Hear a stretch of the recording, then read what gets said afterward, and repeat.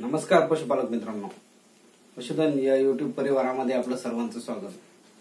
तर आपण मागच्या व्हिडिओमध्ये ट्रान्झिशन फेज आणि ट्रान्झिशन फीड कसं असावं याविषयी आपण चर्चा केली होती. म्हणजे ट्रान्झिशन फेज म्हणजे गाभण गाई म्हशीमध्ये ट्रान्झिशन फेज हा कधी असतो किंवा मग तो आणि त्या कालावधीमध्ये कशा प्रकारचं फीड आपण आपल्या गाई म्हशींना दिलं पाहिजे, तर त्याविषयी आपण मागच्या व्हिडिओमध्ये सविस्तर माहिती जाणून घेतली होती.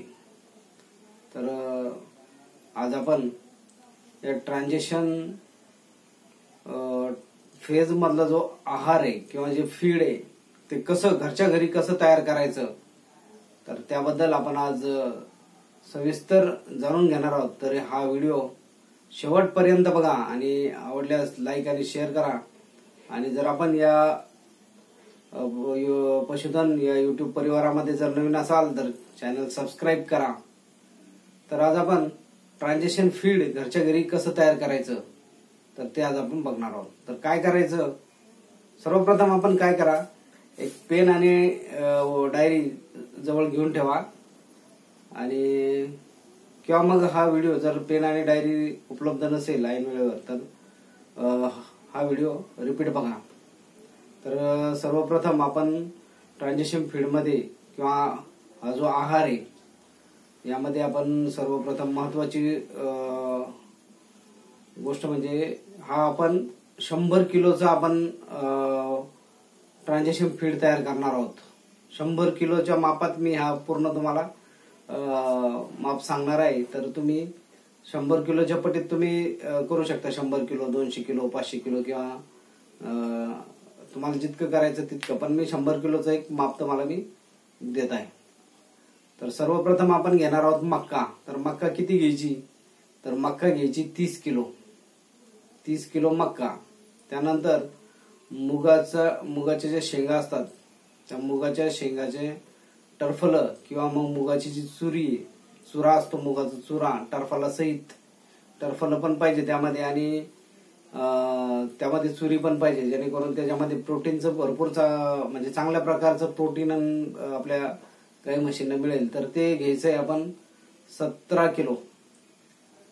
आणि गव्हाचा कोंडा, गव्हाचा जो कोंडा असतो तो मार्केटमध्ये उपलब्ध भरपूर, मला वाटतं प्रत्येक ठिकाणी मिळतो गव्हाचा भुसा म्हणून. तर हा घ्यायचा, तो 16 किलो घ्यायचा आहे.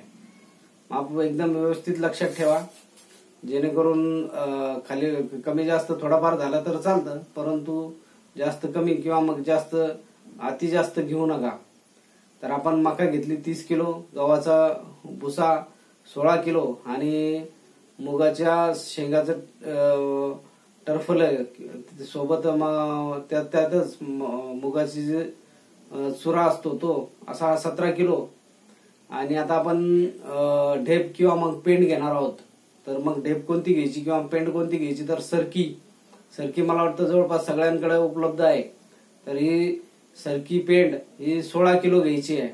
आणि त्यासोबतच आपण मोहरीची पेंड, मला वाटतं आता बऱ्याच ठिकाणी लाकडी घाणे झालेले आहेत, त्यामुळे प्रत्येक घाण्यावर ही मोहरीची पेंड मिळतेच, तर ती घ्यायची आपण 10 किलो.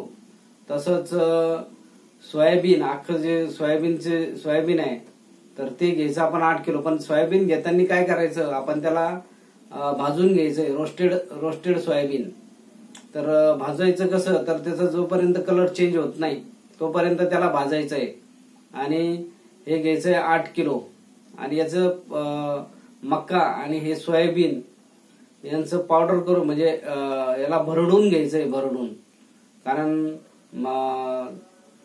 मुगाचं टरफलचा चुरा मिळतो, त्यासोबतच गव्हाचा तो कोंडाच मिळतो, त्यामुळे भुसा मिळतो, त्यामुळे त्याला काही बारीक करण्याची आवश्यकता नसते. त्यासोबतच आपण ही जी पेंड घेणार आहोत याला सुद्धा ग्राइंड करून घ्यायची. आणि त्यासोबतच आता पुढचं महत्वाचे घटक म्हणजे मिनरल मिक्सचर घ्यायचं 1 किलो. आणि त्यासोबतच बायपास फॅट 1 किलो.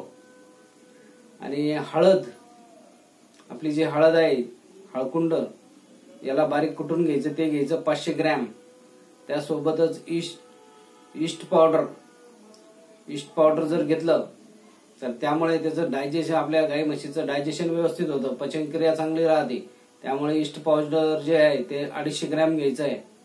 आणि टॉक्सिन बाइंडर पावडर घ्यायचं आहे 250 ग्रॅम. हे सर्व प्रमाण, हे सर्व माप 1 क्विंटल भरतंय किंवा 100 किलो भरतं. तर हे काय करायचं, हे सगळं एकत्र मिक्स करून घ्यायचं आणि देताना 3 तास अगोदर याला भिजू घालायचंय. म्हणजे जर तुम्हाला सकाळी 7ला द्यायचं असेल तर 4 वाजता भिजू घालायचं आणि संध्याकाळी जर 7ला द्यायचं असेल तर दुपारी 4लाच ते भिजू घालायचं. आणि तुम्ही प्रमाणासाठी मी मागे एक व्हिडिओ बनवलेला होता, गाभण काळात काळजी कशी घ्यायची.